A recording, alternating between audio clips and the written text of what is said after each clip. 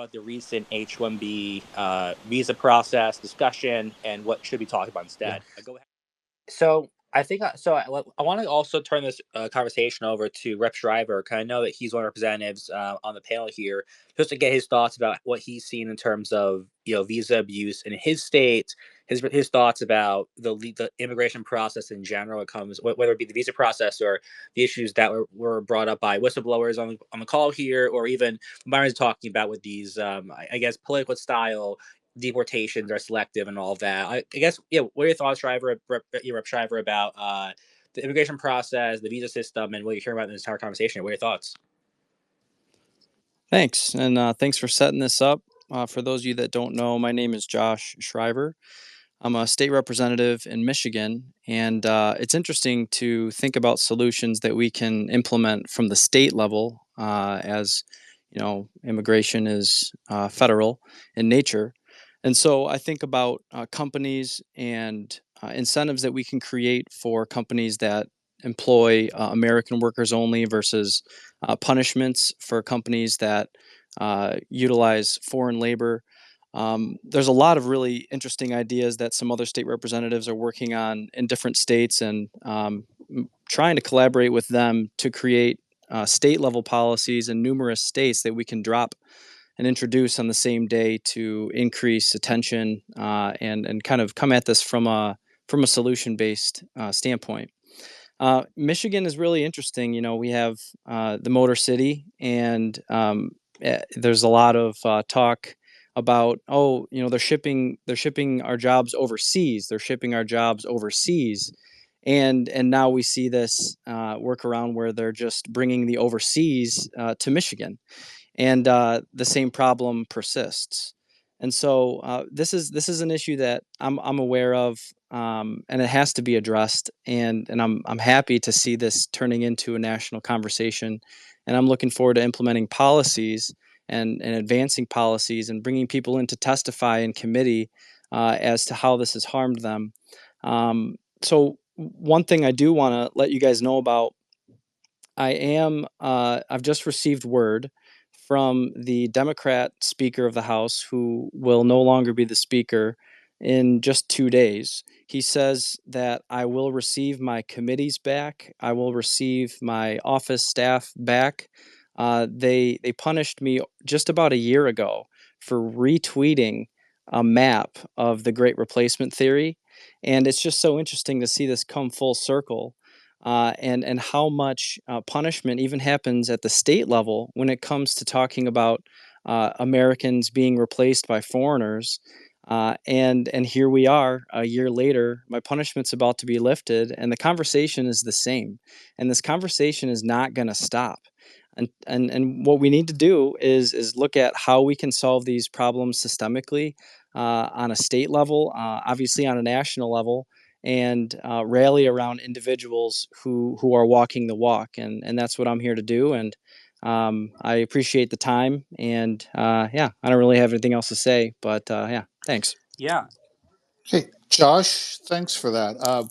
When I was getting U.S. tech workers off the ground, I had a conversation with a woman who did all the hiring for California's IT.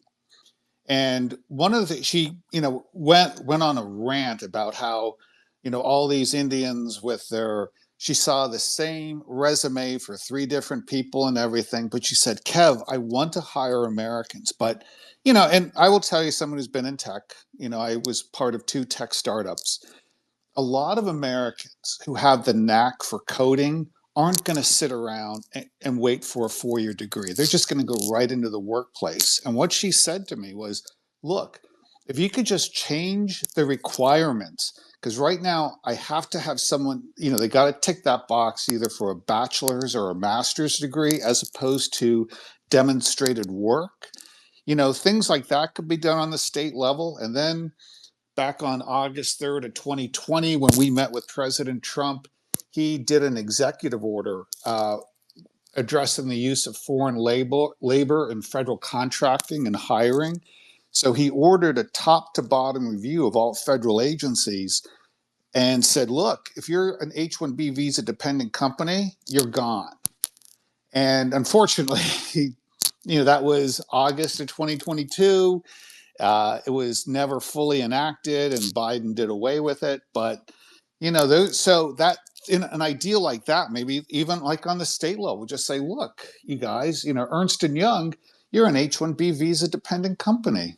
Maybe we shouldn't be doing business with you. Yeah, that's a good idea, and I'd love to collaborate with you on that front. I understand, as you are the U.S. tech workers, you're focused on tech, and it's interesting for me to see all of these H-1B visas for like pickleball director and what's the other wiener tester and English gas teacher, station English attendants, teacher, golf Yeah. like instructor. golf instructors. Getting Golf that No, thirty instructor. thousand I dollars think a It's what's month golf wild. really instructor. important to say that you should not, no one should be getting an H-1B visa for working at a fucking 7-Eleven.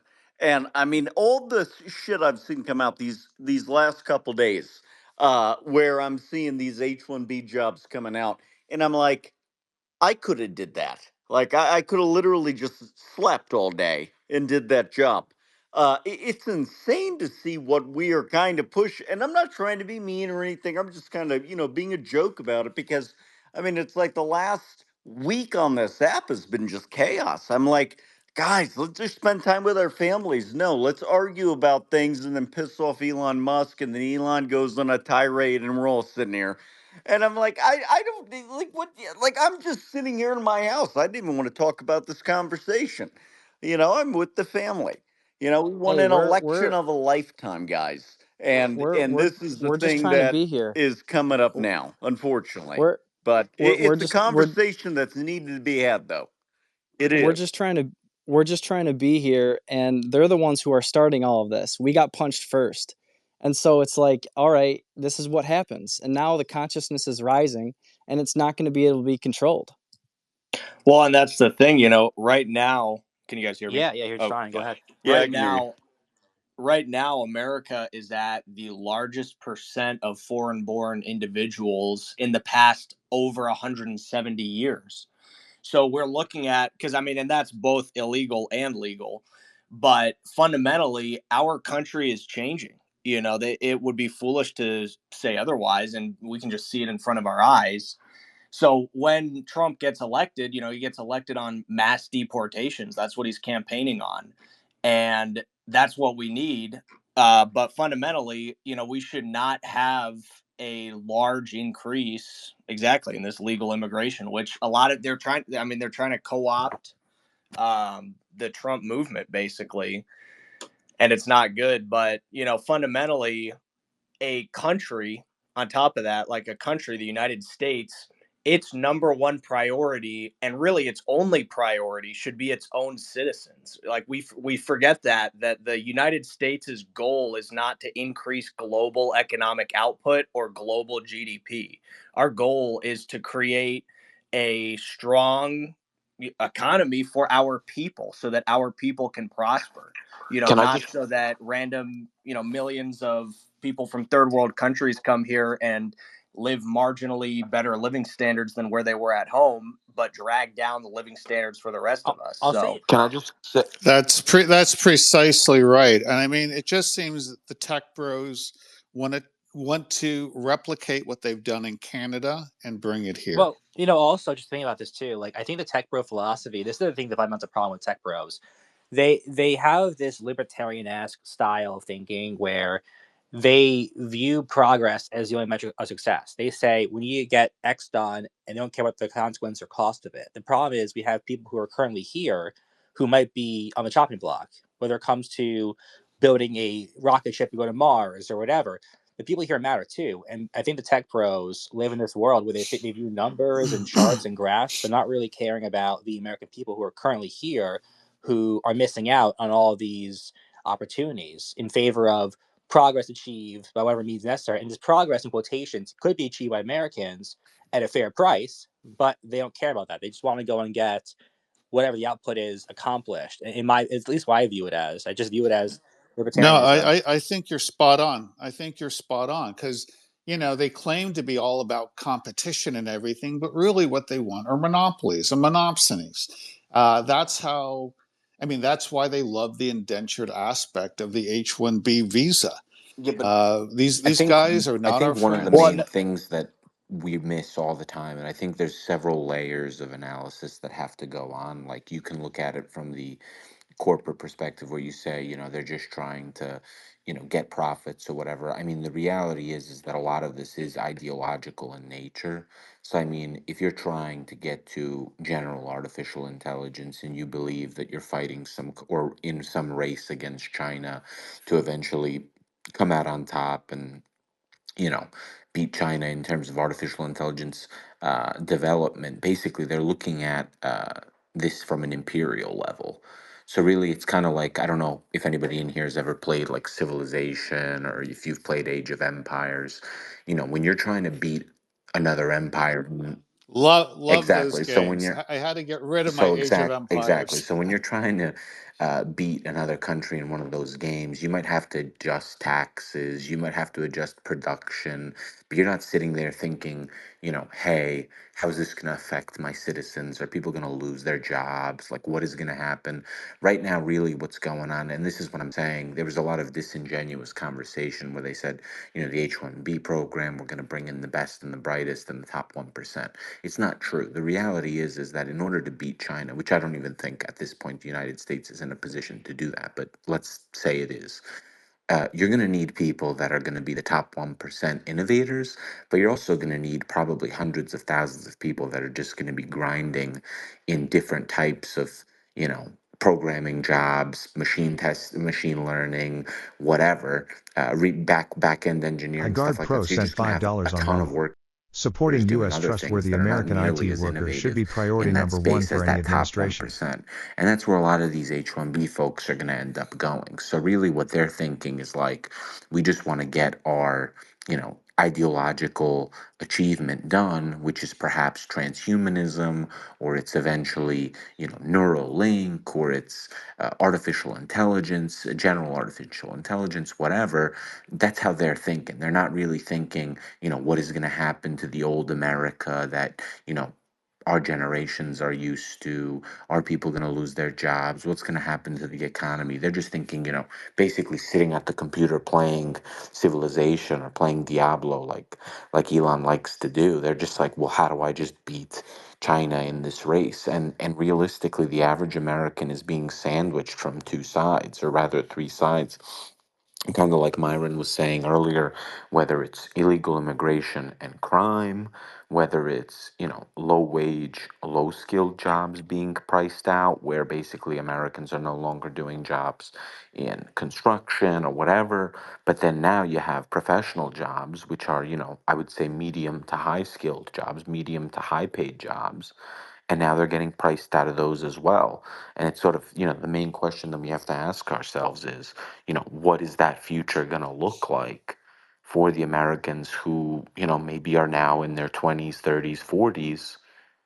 If this continues, what is their future going to look like in 10, 15, 20 years? And I mean, you combine it with all these other trends in society that we've seen, whether that's, the feminization of men in the workplace, or, woke ideology, whatever. I mean, basically, the workplace has become, for old America, for what a lot of us think is quote unquote normal, it's become intolerable. And basically, what is going to happen when you have, you know, and I have nothing against anybody from any country, but I'm saying, let's say you have a bunch of people on H-1Bs or whatever in management, what have you, what kind of bias will they have against, you if you're not one of them or whatever in a specific company? Um, and those are all the questions that we have to ask ourselves.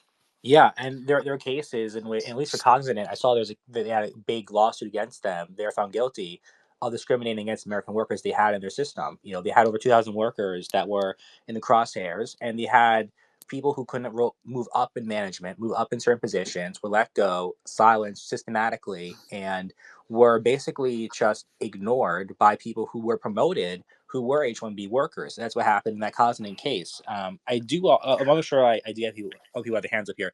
I want to go, I guess, to Gate I want to go Gabe quickly here because I know he had his hand up here before.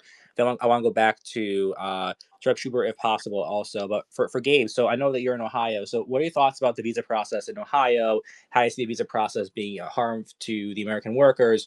And I guess what do you think about the big conversation we're having here regarding the visa process, the issues with the whole system, and how this talk online about the best and brightest and all this is just I guess a bunch of incorrect talking points. What are your thoughts on the entire thing? Go ahead. Yeah, thanks for having me on. I'll keep my remarks on this pretty brief. As a young person, I've been speaking to a lot of young people around the country who've been talking about this exact issue. I was vice president and then acting president for the National College Republicans, and I'm the president of the chapter at my own school, which is University of Dayton, right here in Ohio. Um, and to give you a little bit of insight, University of Dayton is a school where the graduate program is almost entirely comprised of Indians from India on student visas. Um, and the University of Dayton currently hires H-1B professors, and they're making over six figures, three to be exact. And so I'm looking at this in a very personal level because I see this every day on campus at how this system is being abused. The student visa system, the H-1B visa system, it's essentially a big racket. And because, as the other speakers here were talking about, the visa system in this regard is being used essentially as a racket by large billionaires and large corporations, many entities, and I think under discussed is how it's being abused by academia, especially too, to be able to artificially boost enrollment, to be able to artificially, you know, get more manpower to work on their campuses. And I'm seeing that right here all the time. And I think that there's a great deal of things that need to be done to counteract it. But the main thing that needs to happen right now is for the conservative base to wake up. Okay. I've been looking at my Twitter feed constantly over the past couple of days, and all I see is essentially this large group. There's a lot of people who've been very vocal about this, US tech workers. Since when I first started being active on here in like 2020, US tech workers has been at the forefront of this fight, and they've done a great work. I don't think that there would be a real substantive conservative resistance to the H-1Bs as there is right now if US tech workers hadn't been around, to be able to set the key talking points in motion, to be able to get things together and be able to organize people in the way that we have been able to do.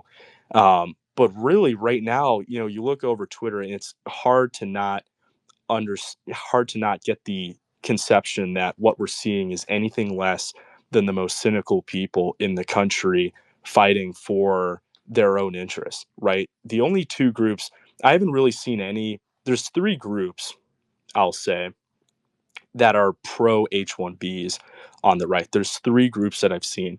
The first group is people who have an ethnic interest to do so, right? There are people out there who don't see this as being actually meritocratic. They say, you look at Vivek Ramaswamy and a few other people talking about how this is meritocratic, right? It's meritocratic that we bring in all these people from the global south and at the expense of American workers. But what you're actually looking at is simply ethnic interest. What you're really looking at all the time is simply, I want to hire people who look like me. I want to hire people. I want more people to come in who are of my people. That's how these people think. And it's not meritocratic at all. It's actually inegalitarian. It's not anything like they're saying it is. And so, they can use whatever arguments they like, but there's a great deal of ethno narcissism from a lot of the proponents of H-1Bs and the visa program, mainly from India. The second group I've noticed is tech bros, billionaires who stand to gain from this. You look at Elon Musk, you look at a large amount of this tech community. David Sachs has been pretty vocal about it. It's the people who stand to gain financially from this the most that are so passionate about it. You saw Elon Musk talking about how he was going to go to war and he was going to go after anyone who disagrees with this subject within the Republican Party. He was going to remove them from the Republican Party. And that just goes to show how desperately these people will fight to make sure that they can pay their workers less at the expense of Americans. For them, it's all about personal interest. All of this stuff is about personal interest. And I think that the conservative movement often gets this overtly idealized thing, vision of how politics works. I think it's a mistake that curtails us in some regards, that the conservative base thinks of things in sort of a West Wing idealized way, that people will just go against their interests for the common good. But that's not how these people are. These people are going to go with their interests. They're going to go with what fills their pockets. And for these tech billionaires, for these large company people, what's going to fill their pockets is being able to import labor. It's essentially scab labor that they can import and pay less. And this has been going on for 200 years. Okay. Back in the 1800s, scab labor was the same thing then as it was today, where companies, you'd have like a coal company that where they'd have a strike, right? Their workers would strike and they would have to bring in people from miles upon miles away to go in and break that. It was strike breakers, they were called, and they would bring those people in to break the strike so that operations would keep going. And that's exactly what we have today. People like Jeff Bezos have admitted that they use immigration, they use mass immigration and the visa system to be able to curtail unions and to be able to keep wages low. And I put my post in here from a while ago that kind of talked about how the rise the rise in income discrepancy for the richest Americans and had in like the how less how much smaller of an income share for the general country that the middle and working class have. That all lines up immediately with how the H-1B system has been implemented and how the immigration system has been implemented since the 1965 Immigration Act. The 1965 Immigration Act was signed. Immediately, what you saw was the wages for the middle and working class in this country, for the bottom 90th percentile, completely stopped. It stopped growing. And then soon after, you saw the large amounts of economic inequality that we see now. And so for a long, long time, this is how it's been done. And now they have an easy way to do it, which is by importing these workers from India or from other countries who will take lower contracts. They will take very, a lot of, a lower contract to be able to work any given job. Um, and I also want to turn to this third group, which is essentially people who just kind of go where the wind tells them to. And in this case, it's Elon Musk. I think that I've seen a lot of people in the conservative base who are just kind of going with whatever Elon Musk or any of these other people are telling them, because what Elon Musk's argument is to try and dissuade people from supporting the actual America First position on this issue is that whole DEI thing, is that we believe, we're anti-meritocratic. And there's two things that I say to that. Number one, if we're actually anti-meritocratic, why not just let the free market within the country decide that? Visas are policy. That's not the free market. The visa system is a policy that is regulated, protected, and implemented by the government. It is not simply a free market effect. It's not simply a thing that the market does. It's rather something that the government has implemented and can be changed or revoked on a whim at any point. And then the second thing to that is, when they're talking about how meritocratic, how it's not meritocratic, how it's essentially affirmative action for natives, that's affirmative action for the American people. I don't really have any refute for that, because that's what it should be. The goal of the government is to protect people. The goal of the government is to protect its own people, the American people. And so the American government, its job is to protect the interests of the American people. And that's not what they believe in. They believe that the government should just, stand back, stand idly by and let this happen. They believe that the government should not be involved in protecting the well-being of its people. I think it's a very radically libertarian view that I don't agree with any way whatsoever. You know, the Cato Institute has been pushing this stuff for decades now, and it's just complete slop. It's filth. And it goes against the initial conception of what the American government was supposed to be for its own people. Um, but finally, I'd just like to add, you know, when you're looking at young people across the country who've been, you know, very concerned about being able to go into high paying jobs. We're paying tens of thousands of dollars to get degrees. University tuition prices have inflated over the past several years, especially, and they're only getting worse. And so we're paying tons of money. We've had to save up money our entire lives in many cases to go to college to get a degree for real jobs that'll actually pay us well and we'll be able to make a career off of. We don't want to have to compete with foreign labor. We don't want to have to compete with foreigners that companies can pay less. That's the concern that college students have been facing throughout the country. I've been talking to students who've gotten involved with the college Republicans because of that issue, because they're worried about the type of job market that they're going to go into. And you know, going forward, I think that's going to be a major issue for young voters around the country. We look at how Gen Z men voted for Trump, which is something that's never happened before. They've never in recorded history voted for a Republican since I think Ronald Reagan. And that's one of the big things that I think did it was bringing those young people into the Trump camp. That was in many cases because of job insecurity, because of a lack of job security. And you know, a big thing that they're going to be paying attention to within politics is whether Republicans stand up on this issue and fight for their careers and fight for their jobs.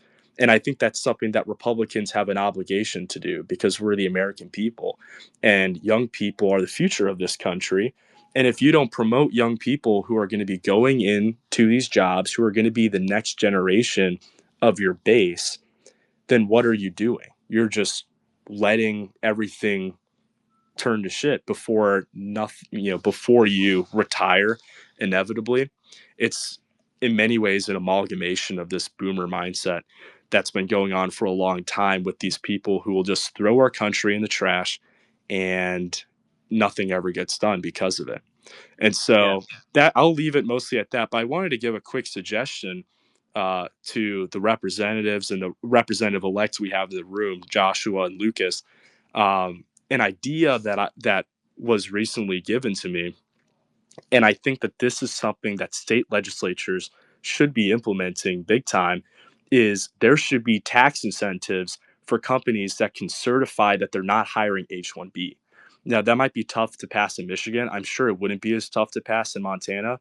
I think that in many ways we can help prevent this. We can help disincentivize the hiring of H-1B visa foreigners with tax incentives or with penalties.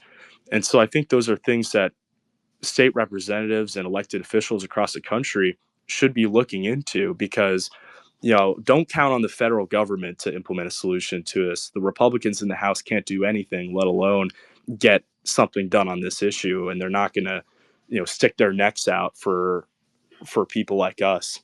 Yeah, So it falls to the state reps. I completely agree, and this is also a way to from the ground up. You know, let's say states begin developing these solutions. We get committee testimonies. We get clips from those testimonies. We're creating a narrative. Like that's a bottom up approach to where there's pressure on the congressional members in those areas to say they got to answer to those questions and say, hey, this is happening at the state level. What's going on at the federal level? So that's one. There's also like an interesting split in Michigan right now. We have a 56-54 minority for the next 2 days. And then it's going to flip and we're going to have a 58-52 majority. And so I think like, oh, wow, that's going to be great. I'm going to be in a majority. We'll see how that goes. But on the back of my head, I think about one specific vote. Now, I voted no probably 90 to 95% of the time, for good reason. And I put out all of my vote explanations for every single vote I put out on my website. That's linked on my page. But there was one vote where I voted yes. And I was one of two Republicans who voted yes. And all but two Democrats voted yes. So I was the 56th deciding vote for this law passing. And this particular bill was to remove Michigan Strategic Fund money from companies that have offshore call centers. Now, I know that this isn't really about the H-1B conversation, but this is still something that there's an interest for, especially in Michigan, where the hot button topic for decades has been, oh, they're shipping the automotive jobs overseas. They're shipping them overseas. And now we see that it's not just the automotive jobs, and they're bringing overseas within our border. And so there's definitely room. There's a conversation that we're tapping into that's been going on longer than I've been alive. And like I said earlier, the consciousness is rising, and that's a good thing, and it can't be stopped. Well, and that's the I need other to thing. get that bill from you. That the other thing that I was thinking is, we could say that for corporations that are knowingly, or rather that have committed these visa frauds, that our state's just not going to Is it invest in quiet them. for anyone else? That is. Oh, No, wait, can you hear me? yeah, I hear you just fine. Oh, okay. Yeah, Denise, I'll drop you down and I'll bring you back up. No, I can hear. If you can. I hear Okay, you. Okay. awesome. Well, hold on. So, how about this? So Rep Huber, if you can continue also with, I guess, what your ideas are for how states can go and kind of push back against a lot of this visa abuse and what you've seen in your states, and I guess maybe other ideas that we could do to, I guess, stop some of this abuse and raise awareness about this topic. Go ahead. Well, so luckily Montana does not have a lot of foreigners in our state for the most part. We have very limited illegal immigration. We don't have too much legal immigration either. But fundamentally, we need to. Well, one of the bills that I'm bringing actually this upcoming session is going to be to go after the organizations and people that are knowingly helping illegal immigrants. So it's not the exact same, but there are these organizations where they claim, oh, we're just helping refugees or whatever. There's this organization in my county, Flathead or Valley Neighbors, that they have both. They help illegals, they help legals, I guess you could say. But basically going after these organizations and saying, listen, you cannot bring these people into our communities that have these negative effects, both in terms of crime and in terms of the economic factors. But one thing that I don't know if it was touched on yet, I don't think so, is that for the past decade, the same people that are pushing this mass immigration have actively been discriminating against white people in the United States with DEI, with affirmative action. I mean, these are blatantly anti-white policies that these globalist individuals are pushing, because and it just doesn't make any sense why they're going out there and saying, oh well, it is affirmative action if you have legal immigration, or if you're against legal immigration. But and it is generally something that is going to be negatively impacting us. So there's a lot of factors involved here, but we do need to take action just to make sure that Americans are put first, because that's the point of any government. Like I said earlier, the government is supposed to represent the interests of the people, which it hasn't done in a very long time, certainly at the federal level. But we need to start getting back to that. So yeah, a lot of people have brought up a lot of points here already, so most of anything that's going to be said is going to be redundant here now. But yeah, there's a lot that we got to do, and like Representative Schriver was saying, we do need to act at the state level, because the federal government, not only currently with the deadlock, but just generally speaking, the amount of money that's involved, is going to stack the deck against the good guys for the most part. And you know that's the funny thing too with this legal immigration stuff. You know, they say, oh, it's meritocratic. It's meritocratic to have this legal immigration. You know, the free market is you have equilibriums in the labor market, and these companies, they think that they're entitled to any job position that they put out for whatever their initial offering is. That's not how the free market works. The free market works, okay, the laborers, they say we want this wage, the company says we want to hire at this wage, and then, you know, the equilibrium is met. But what these guys are doing, this mass immigration, it's essentially corporate welfare, because you're bringing in people that are used to third world living conditions where they are going to be okay, you know, a low standard of living in America. I mean, especially you see it with the illegal immigrants where they got 5 of them in an apartment, you know, a dozen of them in a 1 bedroom apartment. They are fine with having lower living conditions because they're from a country that is the standard, that is actually, you know, high level living conditions. And so just by nature, that is going to bid down the standard of living in the United States, which is not in the interests of our people. And so thus we should not do that, you know.